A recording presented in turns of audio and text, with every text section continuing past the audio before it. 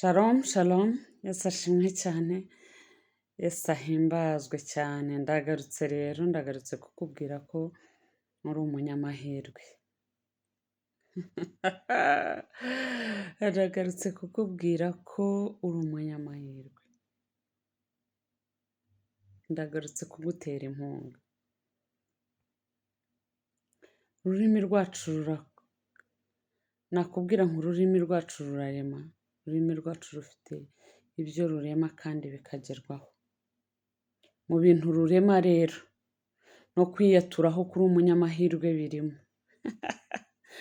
Ujye wibwira mu gitondo nubyuka, wirebe mu ndorerwamo cyangwa se wicare ku buriri bwawe, waba umugabo, waba umugore, waba umwana, waba umukobwa mutoya, waba umusore, wibwira uti jyewe ndi umunyamahirwe.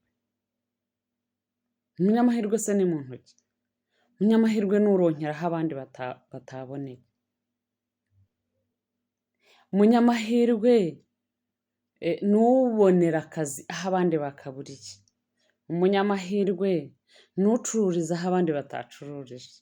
Umunyamahirwe nubone ibyo abandi batabonye. Uri umunyamahirwe. Ntabwo byumvishije. Ndakubwiye ngo uri umunyamahirwe. Wowe uri umunyamahirwe. Twagize umugisha wo kuvuka muri iki gihe cyo kubabarirwa n'Umwami Yesu. Njya nibaza, hari igihe nsoma Bibiliya nkareba abagabo ba Sitefano batetswe mu mavuta.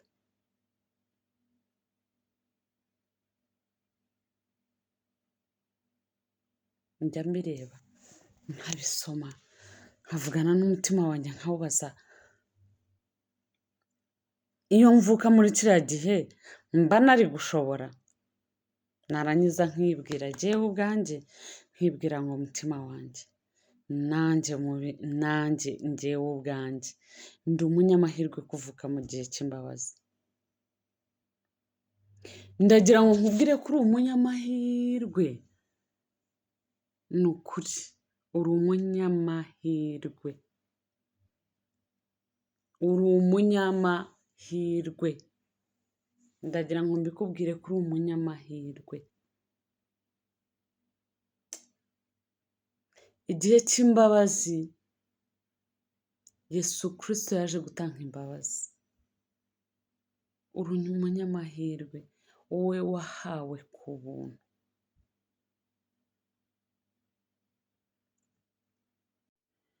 Twahawe agakiza rero. Twahawe agakiza. Imana yarakoze kuduha agakiza. Imana yarakoze kuduhereza imbabazi. Imana yarakoze kuzana Yesu Kristo agapfa ku bwacu. Ujye ubitekereza cyangwa se nanjye njya mbitekereza nkibaza, tuzi agaciro dufite? Iyo ndimo kuvuga kuri Yesu Kristo ntekereza ku mwana wanjye, ntekereza ku bana banjye, nkavuga ngo ubu umuntu ansabye umwana wanjye umwe nabasha kumutanga?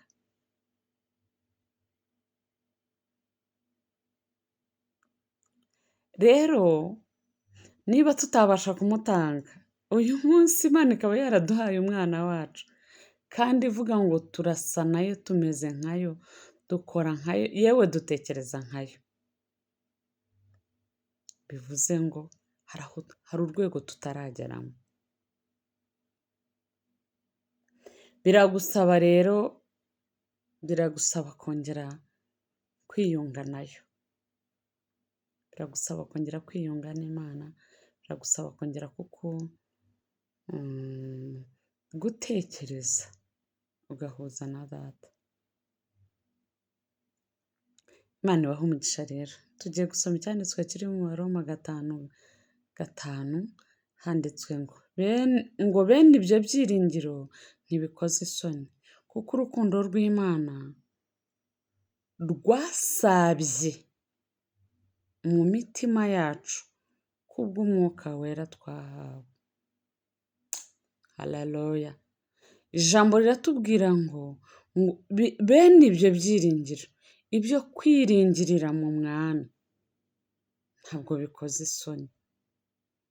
Hari umuntu ujya utekereza akavuga ati wenda ibi bintu nagiyemo urumva urabona, ariko ndashaka kukubwira ngo ibi byiringiro twiringiye, nshuti yanjye nziza, ntabwo bikoze isoni. Ushobora kuzaza ugasanga hari umuntu wakozwe n'isoni. Yego, ndabikwemereye. Ushobora kuzaza ukabona wenda hari ukundi kuntu bimeze, ariko ni ukuri uwo uzasanga hari ibyamubayeho uyu munsi, ejo uzasanga indi nkuru nziza irushije iyo wumvishije uyu munsi.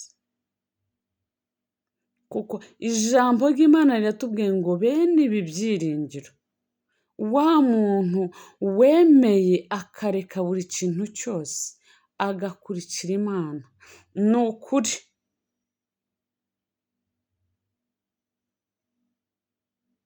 ibi byiringiro ntabwo bizamukoza isoni. Yego tugenda nk'abandi, yego tuvuga nk'abandi, yego dushaka akazi nk'abandi, yego turyama nk'abandi, yewe rwose turanakodesha kimwe n'aho mukodesha, yewe rwose dusaba akazi nk'uko abandi bose bagasaba, ariko ijambo riravuze ngo bene ibi byiringiro, haleluya, ngo ntabwo bikoze isoni. Ibi byiringiro by'Imana yacu, uku kwizera twizeye, ndashaka kukubwira ko bitazagukoza isoni.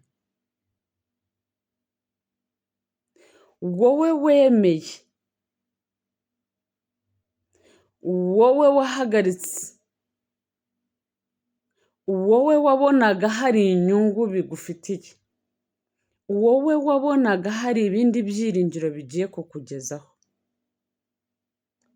ndagira ngo nongere nkutere inkunga ikubwira ngo bene ibi byiringiro ntabwo bikoze isoni. Ngo kuko urukundo rw'Imana rusabye, ruganje, rukwiriye, rwuzuye, rusendereye imitima yacu ku bwa Mwuka Wera twahawe.